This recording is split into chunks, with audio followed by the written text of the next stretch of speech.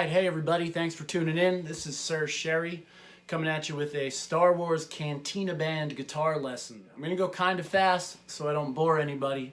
If it's too fast, just back it up and hit that pause button. Alright, I'll play through the whole thing first.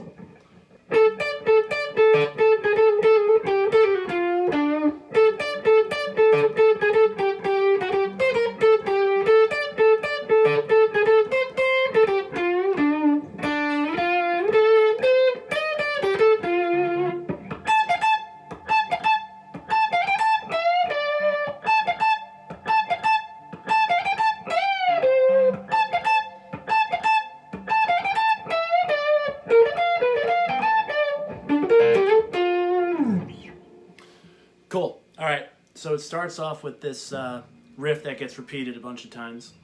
So on the 10th fret with your pinky, you're going to hold down the first two strings. You're going to go back and forth.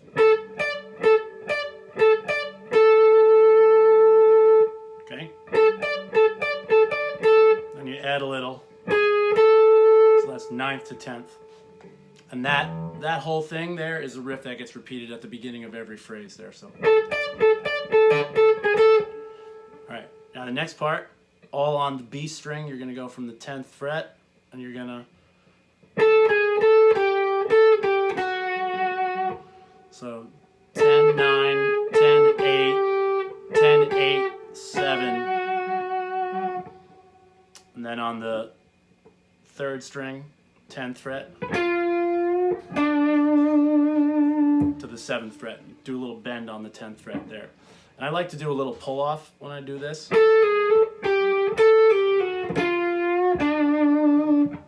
So really I'm only picking that B string a few times.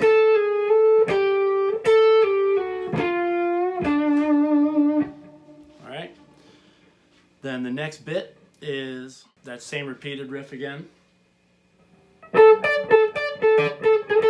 Then on the 8th fret to the 7th fret. 8, 6 on the E string, and then 10, 8 on the B string. So that whole piece together.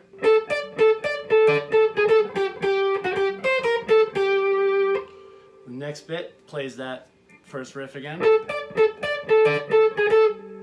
So 8th fret of the first string, then 10, 8 on the B string, then on the G string. 10, 7 with a little bend there. So that whole part.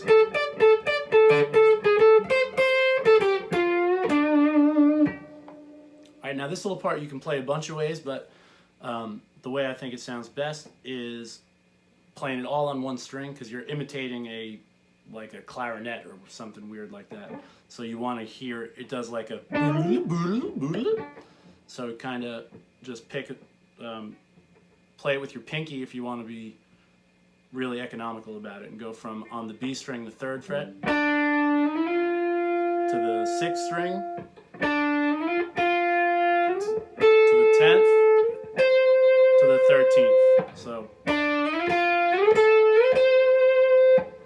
and then while your pinky's in that position, all the rest of your fingers are right in the right spot, and the next riff is...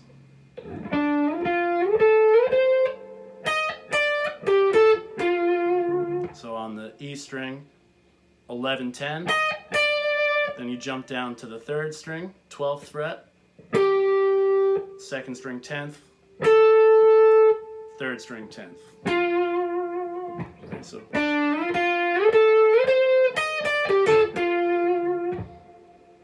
Okay. Now the next bit.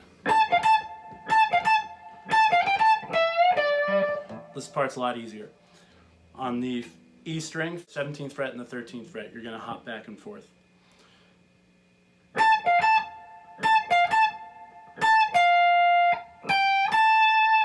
So that's the 15th fret you add in there. So now on the B string, 17th fret with a little bend,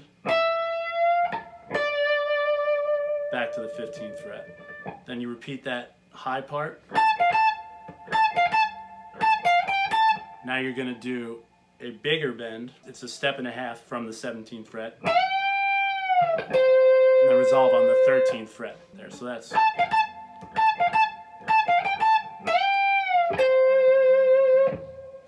Alright, and then you repeat that high riff again.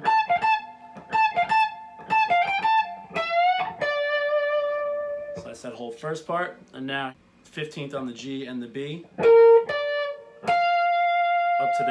Up to the 18th on the B. Then 16th on the G, 15th on the B, repeat the same riff. So that's on the E string 15th to 17th, B string 15th. So that whole thing is... Alright, and now here's kind of the toughest part of the song probably. On the 17th fret of the A string, you're going to basically hold down this sort of like major chord inversion kind of thing with your third finger on the 17th fret of the A string, and you're going to bar the next three strings with your first finger. And then you do a little economy kind of pick like... Alright, so... And you can kind of maybe not let them all ring out so much if you can, but it's fast enough that it doesn't really matter. And then after that, with your third finger from the 17th fret of the D up to the 19th fret, back to the 15th fret. Alright, so that's the main part of the song, and then for bonus points, there's that little steel drum bit, which kind of goes like this.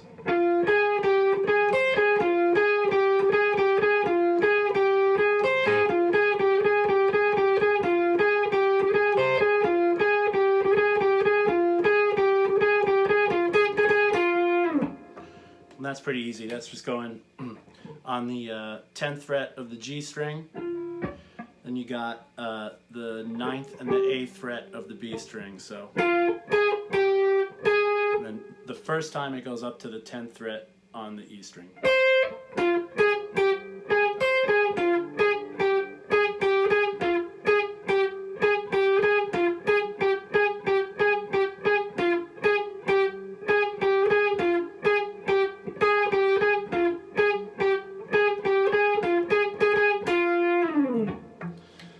For extra bonus points, if you have another guitar player in the band like we do, or any other melodic instrument for that matter, you can do a little harmony underneath, and then you guys can sound like the whole Cantina Band, man. Cool.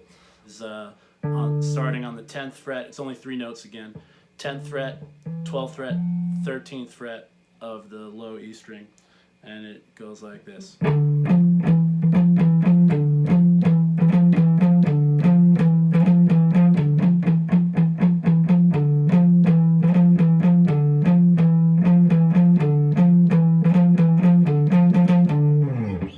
Play that slower one more time, but notice how when you palm mute it, it gives it that sort of that like percussive part, so it sort of does make it sound like a wind instrument. So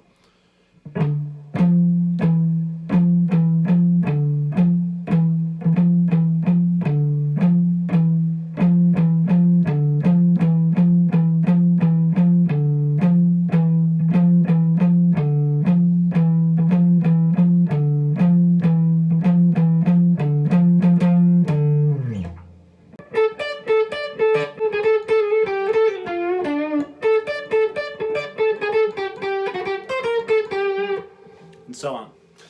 Alright, cool, that's pretty much it. If you guys like that one, subscribe and like, and I'm going to try and do some more of these for y'all, so let me know if you guys have any questions. Peace.